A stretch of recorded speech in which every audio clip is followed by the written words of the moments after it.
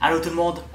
Alors, comme vous le savez, c'est bientôt le Tet et je vais vous parler des 15 choses à savoir concernant la fête du Nouvel An. Le Tet, c'est la plus grande fête de l'année pour les Vietnamiens. Mais avant de commencer, je souhaiterais faire une petite parenthèse concernant l'appellation. Ici au Vietnam, on dit le Tet. C'est pas le Nouvel An chinois.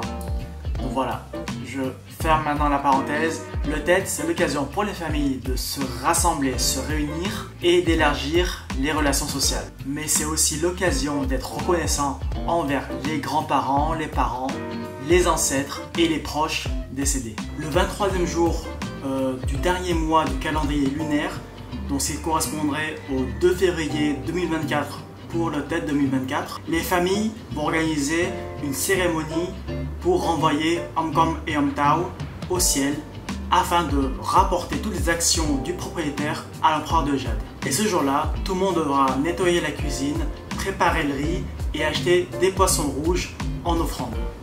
Visiter les tombes des ancêtres. La coutume du Tet est de rendre visite et de nettoyer les tombes des proches décédés. En fait, il s'agit d'une coutume populaire exprimant la piété filiale, la gratitude et le respect envers les parents et les ancêtres décédés. Envelopper et cuire le Ban Tium et le Ban Tet, une coutume du Tet qui est considérée comme indispensable et qui est respectée par de très nombreuses familles au Vietnam. C'est l'emballage et la cuisson du Ban Tium et le Ban Tet. Ils font partie des plats traditionnels indispensables pendant le Nouvel An vietnamien.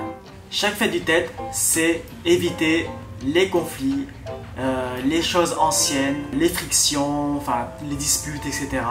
Donc mettre tout ça de côté et plutôt penser à la joie, la bonne humeur, à tout ce qui est nouveau, etc.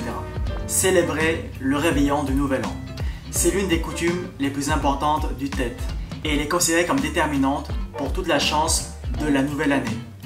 Et c'est la période de transition entre l'ancienne année et la nouvelle année.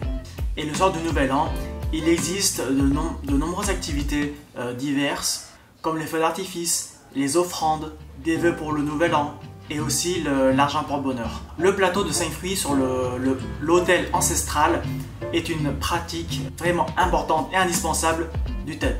Le plateau de fruits peut différer en fonction de chaque région et les fruits utilisés ont souvent une signification commune qui est de souhaiter une nouvelle année paisible, prospère et chanceuse.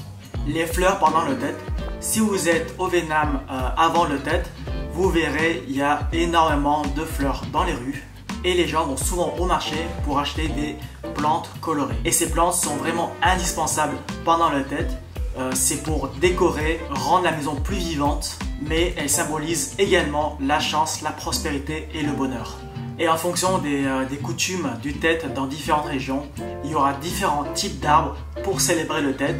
Dans le nord, ça sera plutôt des fleurs de pêcher et dans le sud, ça sera plus des fleurs d'abricot. Pour certaines personnes, la première personne à entrer dans la maison le premier jour de l'année est très importante. En général, ce sera une personne du même âge que le propriétaire qui entrera dans la maison. Mais bon, ça c'est pas tout le monde qui le fait. Personnellement, je connais personne dans mon entourage qui fait ça. Le premier jour de l'année, les gens choisissent la direction, l'heure et le moyen de transport pour quitter le foyer. Avec l'espoir qu'en entrant dans une nouvelle année, tout se passera bien avec beaucoup de chance. Ils vont rencontrer beaucoup de bonnes choses tout au long de l'année. L'argent porte-bonheur, c'est la coutume la plus appréciée des enfants. Les grands-parents et les parents vont donner des enveloppes rouges porte-bonheur contenant une somme d'argent aux enfants.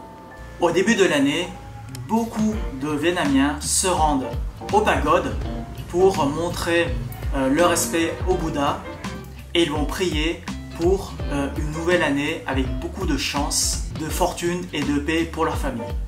Les offrandes de fin d'année est une coutume extrêmement importante lors du Tet. La veille du Tet, les familles vont préparer un plateau de nourriture et brûler de l'encens pour inviter les ancêtres à venir célébrer le Tet ensemble. Planter un arbre pour marquer le jour du Tet. Il y a une légende qui raconte que chaque année du Tet, et il y a des mauvais esprits qui vont venir perturber la fête. Et du coup, les gens vont installer un arbre pour chasser ces mauvais esprits. Et c'est aussi pour annoncer que ce lieu où est installé l'arbre a un propriétaire. Mais c'est très peu de gens qui le font. J'ai dû le voir qu'une seule fois depuis que je suis ici. Demander des lettres au début du printemps. Au début de la nouvelle année, il y a des gens qui s'invitent pour demander des lettres à accrocher chez eux. C'est pour souhaiter que des bonnes choses arrivent à leur famille et à leurs proches. Et en général, ça sera souvent des souhaits de bonté, d'harmonie familiale, de santé et de fortune. Mais ça, c'est plutôt les personnes âgées qui le font. Donc voilà, la vidéo est terminée. J'espère que vous avez appris beaucoup de choses sur le TED. Et si c'est le cas, n'hésitez pas à liker la vidéo, ça m'aidera beaucoup. Et aussi, abonnez-vous pour ne pas rater les prochaines vidéos. Et surtout, n'oubliez pas, restez focus.